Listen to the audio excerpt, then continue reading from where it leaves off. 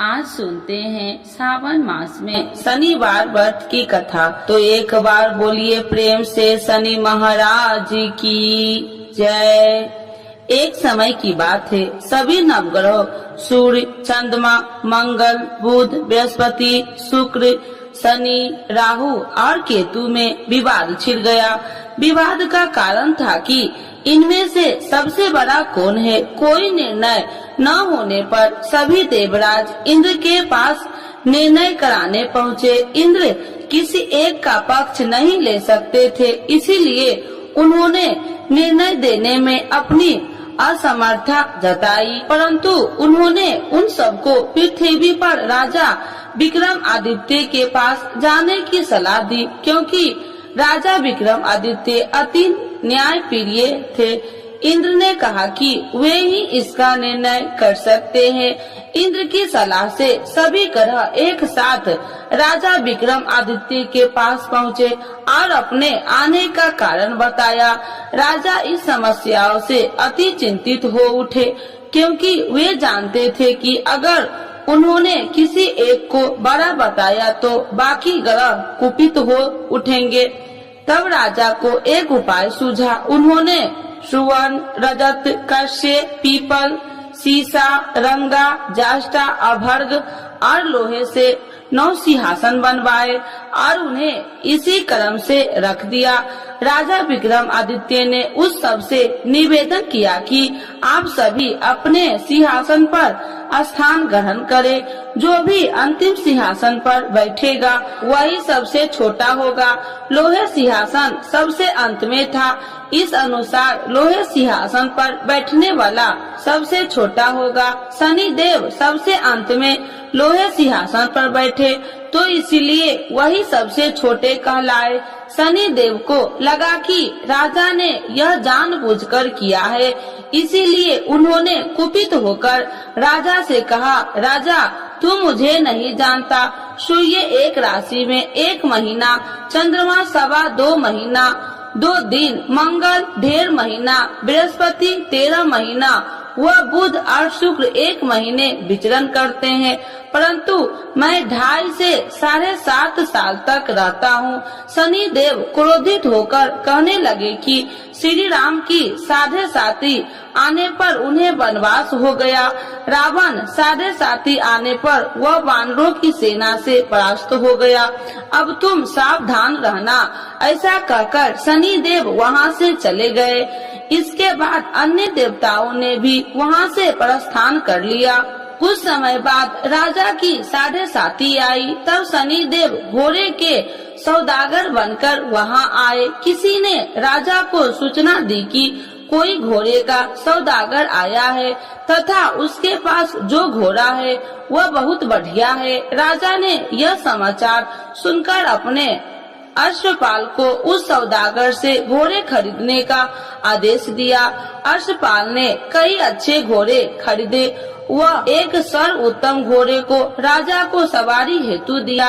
राजा जैसे ही उस घोड़ा पर बैठा, वैसे ही वह घोड़ा भागकर वन की ओर चल गया। वन में काफी अंदर पहुँच वह घोड़ा गायब हो गया और राजा भूख प्यास जंगल में भटकता रहा। भटकते भटकते राजा को बेहद प्यास लगी। तब एक ग्वाले ने उसे पानी पिलाया। राजा ने प्रसन्न होकर उसे अपनी अंगूठी दे दी। वह अंगूठी देकर राजा आगे चल दिया और एक नगर में पहुंचा। वहां उसने अपना नाम उज्जैनी निवासी बिका बताया। वहां एक सेठ की दुकान से उसने जल इत्यादि पिया और कुछ विश्राम भी किया। भाग्यवश उस दिन सेठ की बड़ी बिक्री हुई। सेठ खुश होकर उसे खाना खिलाने के लिए अपने साथ घर ले गया। वहाँ उसने एक खूंटी देखी जिस पर एक हार टंगा था। राजा ने देखा कि खूंटी उस हार को निगल रही है और थोड़ी देर में पूरा हार गायब हो गया। सेठ ने समझा कि बीका ने हार चुरा लिया। उसने बीका को कोतवाल के पास पकड़वा दिया। फिर राजा ने भी उसे चोर समझकर उसके हाथ और पैर काट दिए। वह चैरंगिया बन गया और नगर के बाहर फिकवा दिया गया। वहाँ से एक तेली निकल रहा था। उसे राजा पर दया आई और उसने बीका को अपनी गाड़ी में बैठा लिया। वह अपनी जीभ से बैल को हाँकने लगा। उस काल राजा की शनि दशा समाप्त हो गई। वर्षा ऋतु आने पर राजा मल्हार गाने लगा।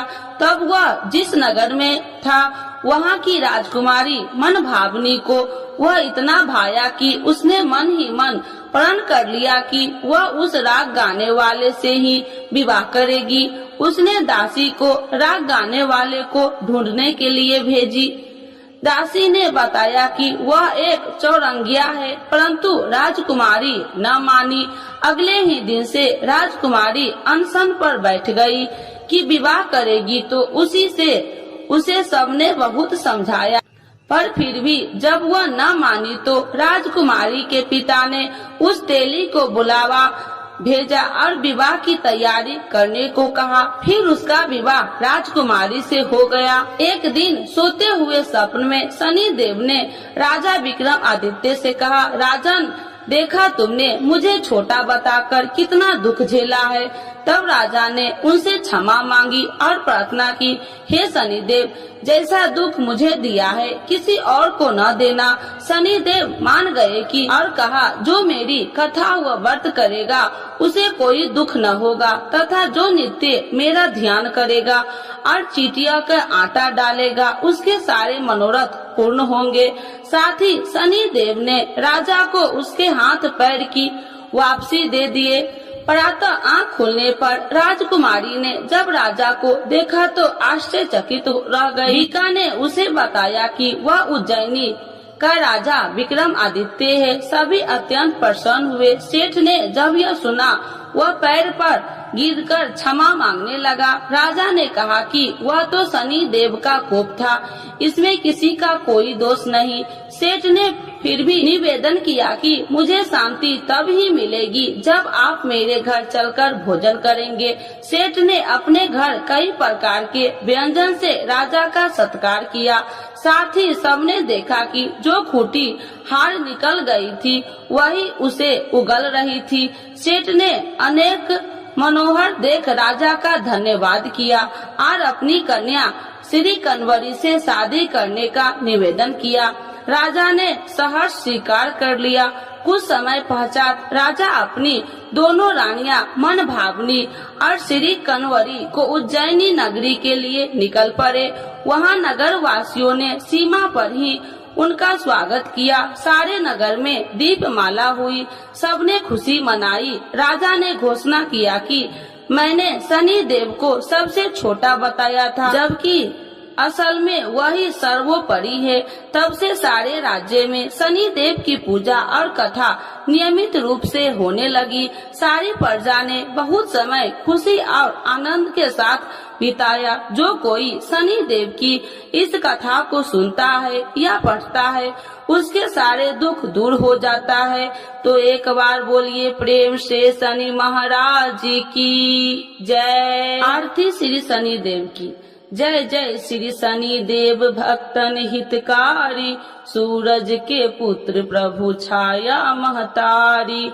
जय जय श्री शनि देव भक्तन हितकारी, सूरज के पुत्र प्रभु छाया महतारी। श्याम अंग वक्र दृष्टि चतुर्भुजाधारी, श्याम अंग वक्र दृष्टि चतुर्भुजाधारी। नीलांबर धार नाथ गज की असवारी, नीलांबर धार नाथ गज की असवारी।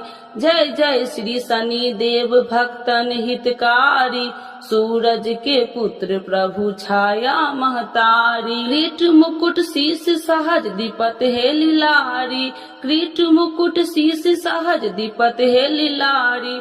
मुक्तन की माल गले शोभित बलिहारी, मुक्तन की माल गले शोभित बलिहारी।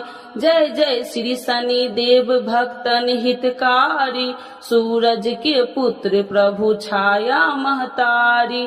मोदक और मिष्ठान चढ़त पान सुपारी, मोदक और मिष्ठान चढ़े, चढ़ती पान सुपारी, लोहा तिल तेल उड़द महर्षि है अति प्यारी, लोहा तिल तेल उड़द महर्षि है अति प्यारी।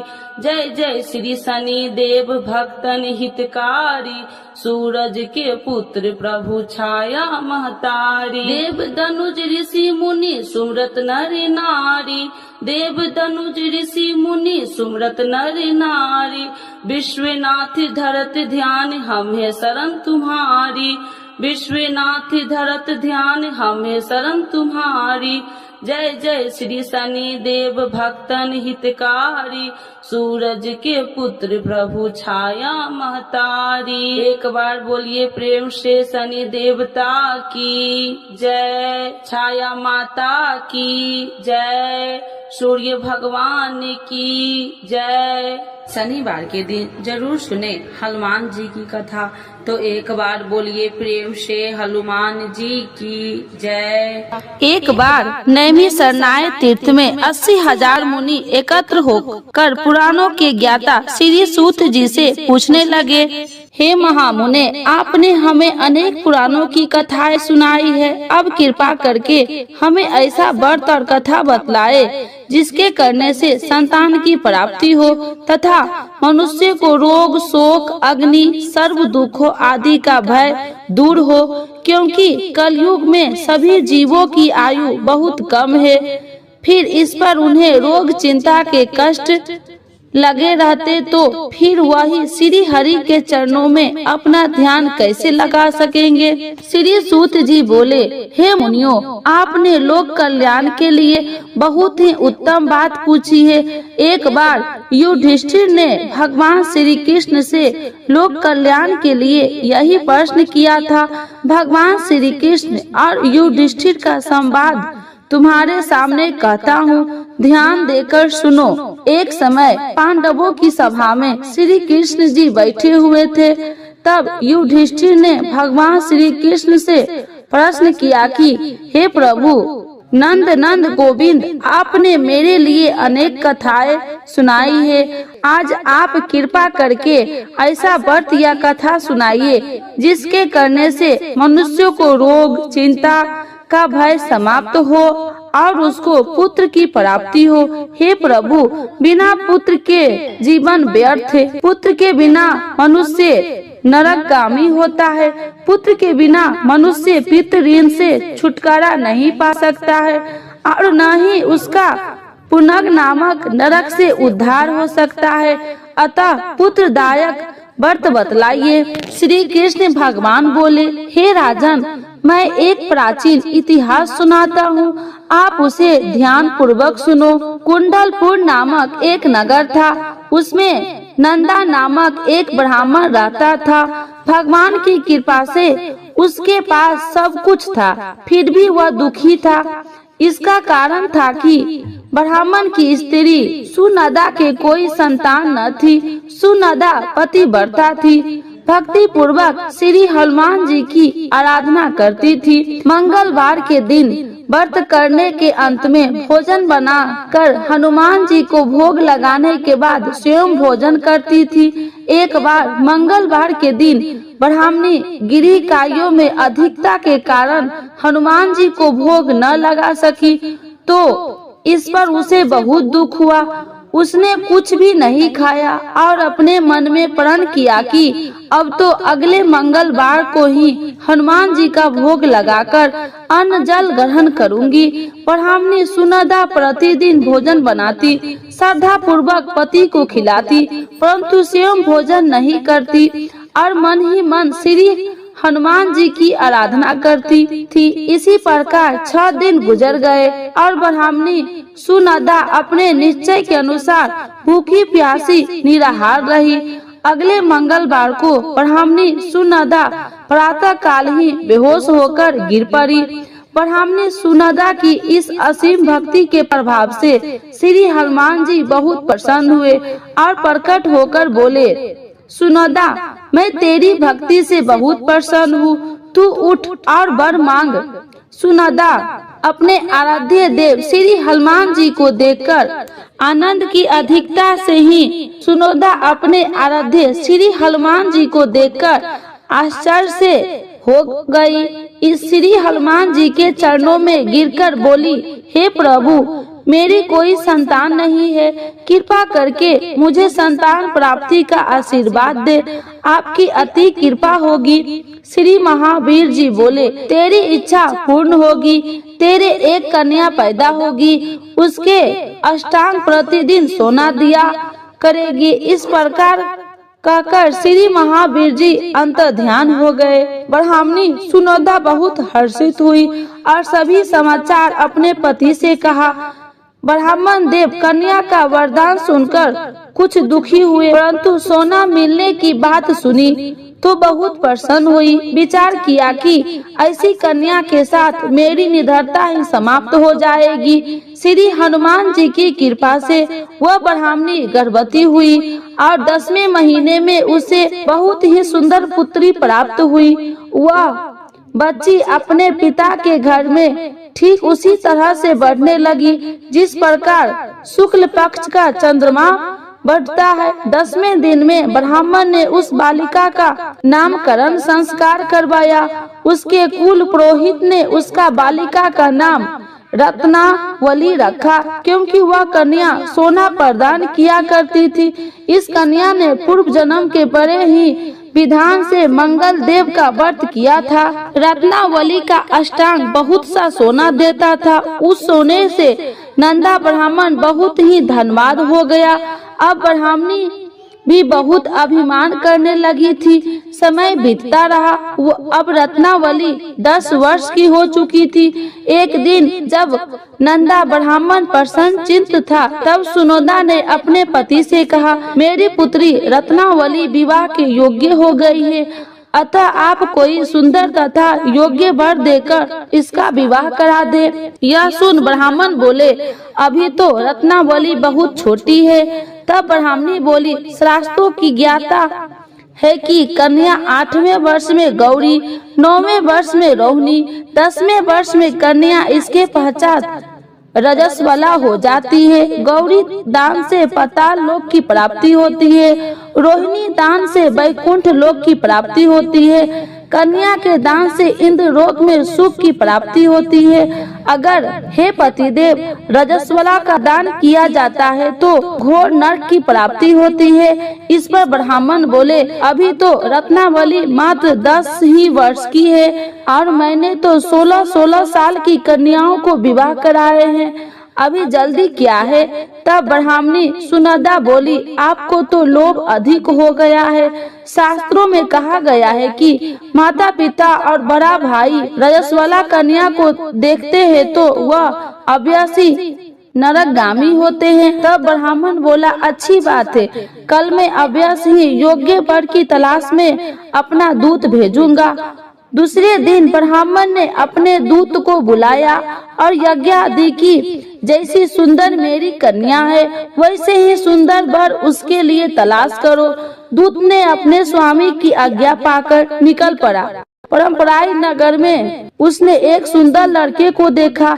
यह बालक एक ब्राह्मण परिवार का बहुत ही गुणवान पुत्र था। इसका नाम रामेश्वर था। दूत ने इस सुंदर व गुणवान ब्राह्मण पुत्र के बारे में अपने स्वामी को पूर्ण विवरण किया। ब्राह्मण नंदा को भी रामेश्वर अच्छा लगा और फिर शुभ मुहूर्त में विधि पूर्वक कन्या का ध्यान देकर ब्राह्मणी संतुष्ट हुए।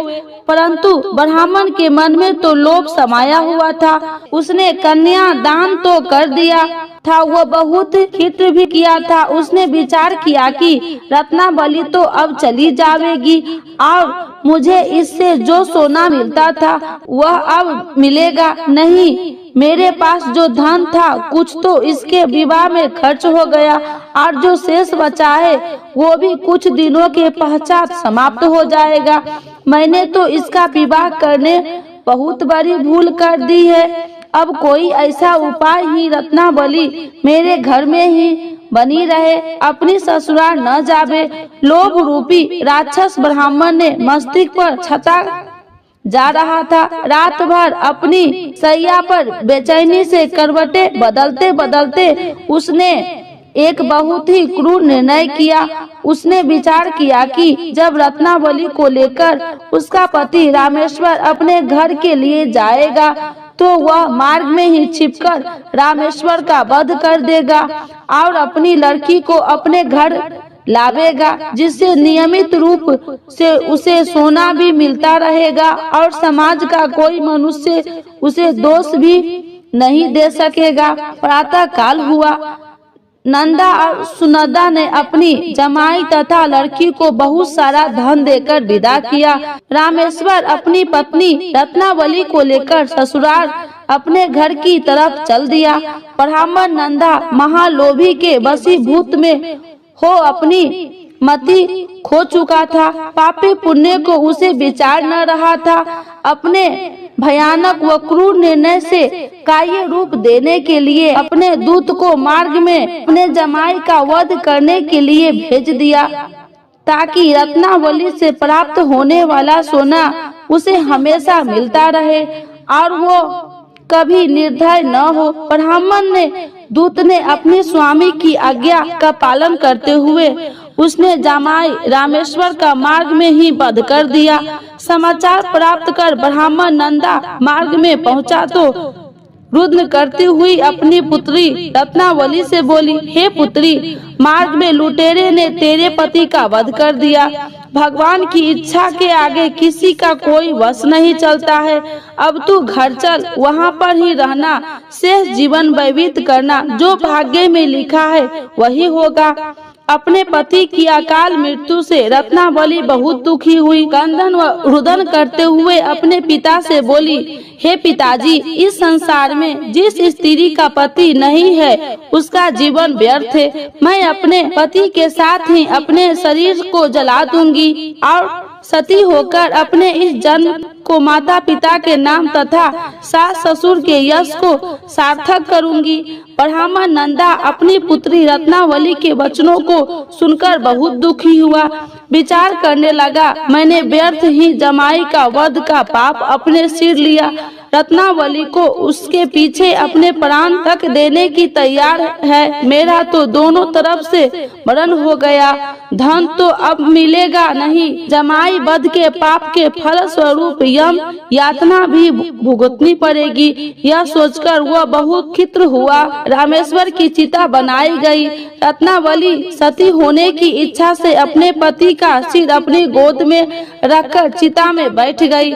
जैसे ही रामेश्वर की चिता को अग्नि लगाई गई, वैसे ही प्रसन्न होकर मंगल देव वहाँ प्रकट हुए और बोले, हे रत्नावली, मैं तेरी पति भक्ति से बहुत प्रसन्न हूँ, तू वर मांग। रत्नावली ने अपने पति का जीवन दान मांगा। तब मंगल देव बोले, रत्नावली, तेरा पति अजर अमर है, यह महाविद्वान भी होगा और इसके अतिरिक्त तेरी जो इच्छा हो वर मांग से। तब रत्नावली बोले, हे ग्रहों के स्वामी, यदि आप मुझ पर प्रसन्न हो तो मुझे यह वरदान दीजिए कि जो भी मनुष्य मंगलवार के दिन प्रातः काल लाल पुष्प लाल चंदन से पूजा करके आपका स्मरण करे, उसको रोग व्याधि न हो, सर्प जनों में कभी वियोग न हो, सर्प अग्नि तथा शत्रुओं का भय न रहे। जो स्त्री मंगलवार का व्रत करे वह कभी विधवा न हो। मंगल देवता तथा अस्तु कहकर अंतर ध्यान हो गए। रामेश्वर मंगल देव की कृपा से जीवित हो उठा। रत्नावली अपने पति को पुनः प्राप्त कर बहुत प्रसन्न हुई और मंगल देव का व्रत करके मंगलवार को करने व्रतराज और मंगल देव की कृपा से इस लोक में सुख यशवर को भोगते हुए अंत में अपने पति के साथ स्वर्ग लोक गई। बोलिए हनुमान जी की जय।